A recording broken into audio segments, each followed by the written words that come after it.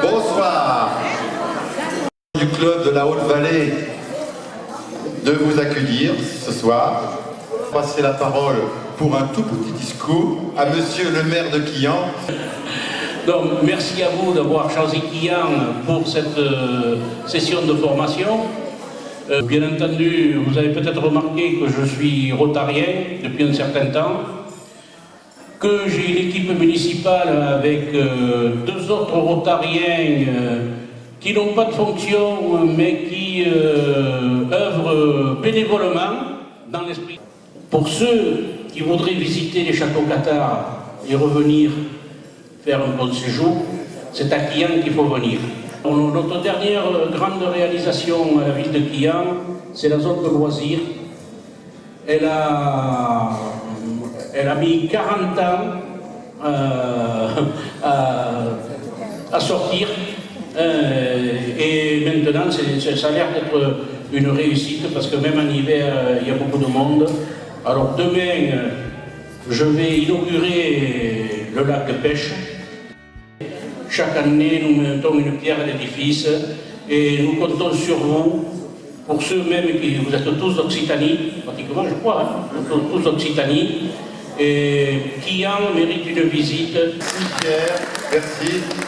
On aura la chance d'avoir le centre chorégraphique de Françoise Boucher-Charas qui, à chaque fois qu'on enlèvera un plat, vous voulez, vous fera un spectacle de danse. Mais comme c'est la tradition, j'ai demandé à mon ami Jean Barbou, chef du protocole du club depuis un petit moment, et aussi fondateur du club, de nous lire le menu. Merci. Bonsoir, monsieur, dames. Alors, pour être un peu plus terre à terre, vous avez dégusté une soupe à la bulle qui a été faite par notre plus cher président, qui est Patrice Catala. Où tu es, Patrice? Voilà, Patrice Catala. Après ça, nous allons avoir des cuisses de canard farcies à la saucisse de sel,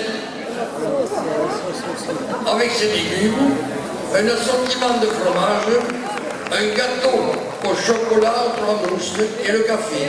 Je vous souhaite bon appétit. Et maintenant, pendant qu'on va vous servir, Françoise, c'est à toi.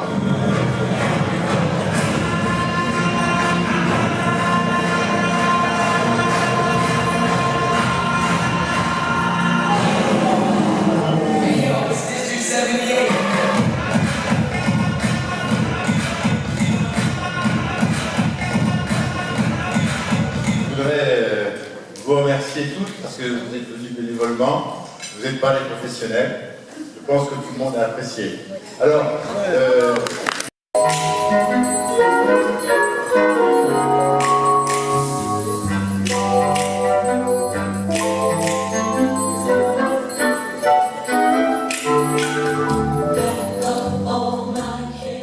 Ensuite, les archéologues pensent que là-dessous, il y aurait une crypte de l'époque des Visigoths, ce qui ferait que ça serait la crypte la plus vieille de France. Donc ça serait quand même intéressant de l'ouvrir un jour.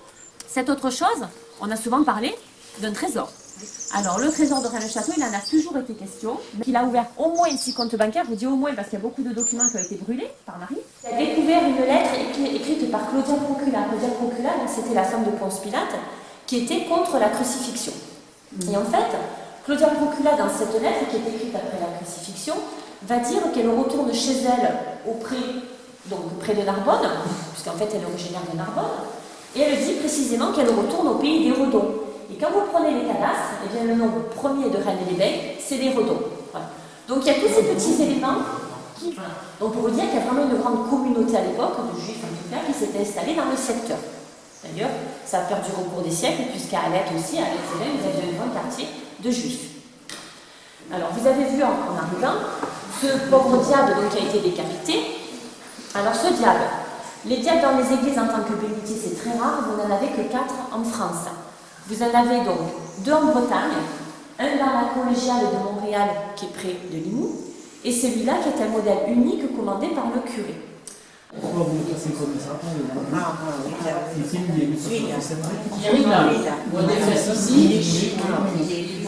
Esperanza, c'est la ville idéale. Esperanza, la ville qu'on n'oublie pas. Esperanza, chapelle du Saint-Vival. Petite cité mais grande de qualité. Si Saint-Michel vivait, c'est là qu'il se coifferait. Les saints du paradis feraient tous comme lui. Esperanza, c'est la ville idéale. Esperanza, la ville qu'on n'oublie pas. Donc je m'appelle Pascal, je suis donc savonnière par saponification à froid. Je suis installée à Couisa, j'existe depuis 8 ans dans la Haute-Vallée.